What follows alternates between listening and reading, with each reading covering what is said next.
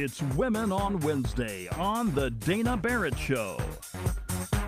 A new Gillette ad has stirred some uproar online. We've talked about it a little bit in the last hour, but we're going to talk about it some more from a couple of perspectives, the ad itself and also what this means for the brand, for Gillette. Was this a good move or a bad move? Joining me on the phone to talk about it right now is Ryan McCormick. He is a reputation management expert and co-founder of Goldman McCormick PR. Ryan, how are you today? Well, I'm doing unbelievable, and it is an honor to be with you and your listeners. Thank you so much for having me. I'm happy to have you. Listen, before we get into your opinion, let me make new guy Nick put him on the spot for a second. But do you have the ad handy, Nick? Can we play that? He's looking for it. I want to play that for the listeners in case they haven't heard it yet before we talk about it. Okay, go ahead. Bullying. The Me Too movement against sexual harassment. Is this the best a man can get? Instead of excuses, Boys will be boys. Boys will be boys. Boys will be boys. we need to make change. Come on. Men need to hold other men accountable. That's not how we treat each other, okay? Because the action we take today will be seen by the men of tomorrow. All right, so that is a shorter version of the ad. That's about a 30-second version of it. The full ad is about a minute and a half. Ryan, before we get into the PR perspective on this, the brand itself, talk to me a little bit about your perspective just as a man hearing this. What are you getting from this? Oh, as a man, I feel that it is it's very negative. It's a very negative commercial. It presents men in a very bad light. It basically says that all these negative qualities about bullying and sexual harassment only come from men.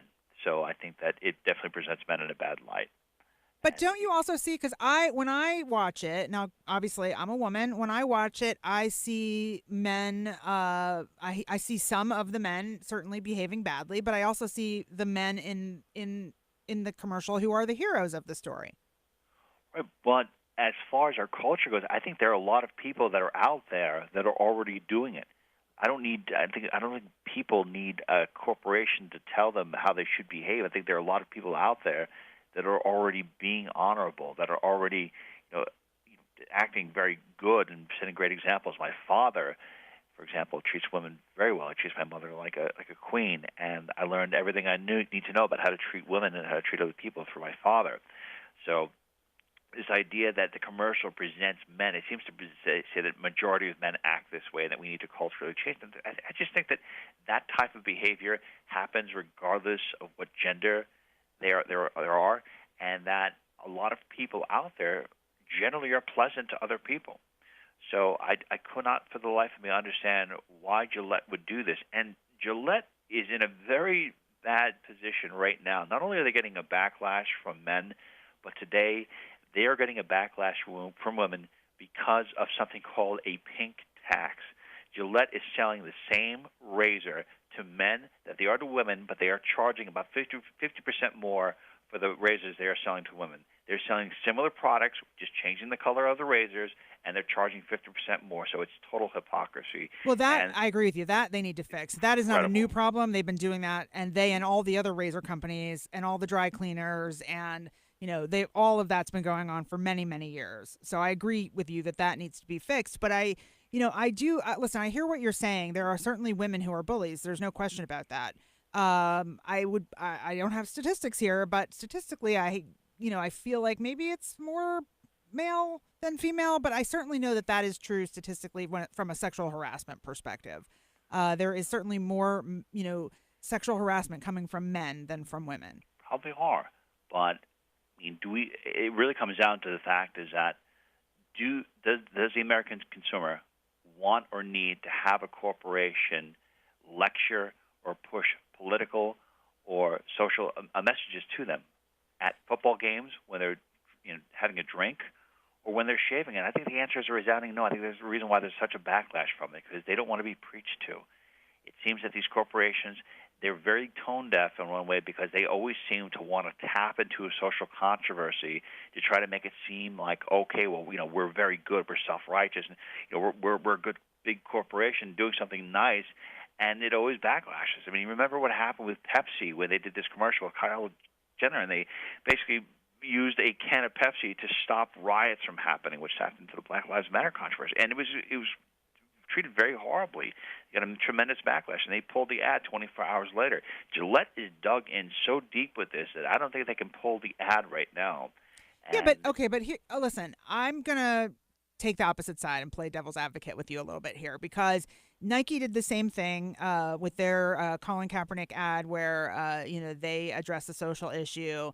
To your point, the Pepsi Kylie Jenner ad. I mean, there have been companies that have been doing this kind of stuff for a while, and I'm looking at an article from ABC News that pulled some statistics, and they say that long run it doesn't hurt sales.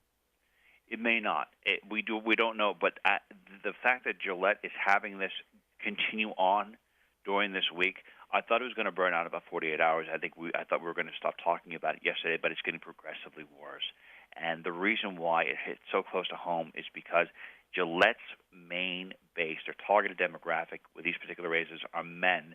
And when you do a commercial and your product out there makes men feel less of themselves, it sets a negative precedent, and I'm sure men are probably going to switch brands. I mean, a lot of people that were out there, I was going on Twitter, a lot of people said they were Gillette users. I used to use I'm never going to use that razor again. Are you for real? Yes, no, seriously. Absolutely, because but I don't want to be preached to. Okay, but look, here's the thing. Why do you see yourself as being preached to there? Because here's the thing. If you're a bully, then yeah, you're being preached to. But maybe you're the dad that saved the day. So, why? Well, it comes down to the fact that I'm going to have to put it in two different perspectives. Just from a PR perspective, from a reputation perspective. But Gillette pushing this out there, it comes off like they're preaching, and people don't want to be preached to, and I don't want to be preached to. I just want to shave, and I just want to go to a game, and I don't want to have this thing out there. And I think that because Gillette did this, it was a kind of a cheap way of raising awareness. Now, Gillette is not self-righteous. They don't have this moral high ground because they were in a battle with PETA for about 10 years about testing their products on animals, which I think is one of the worst things a company can do.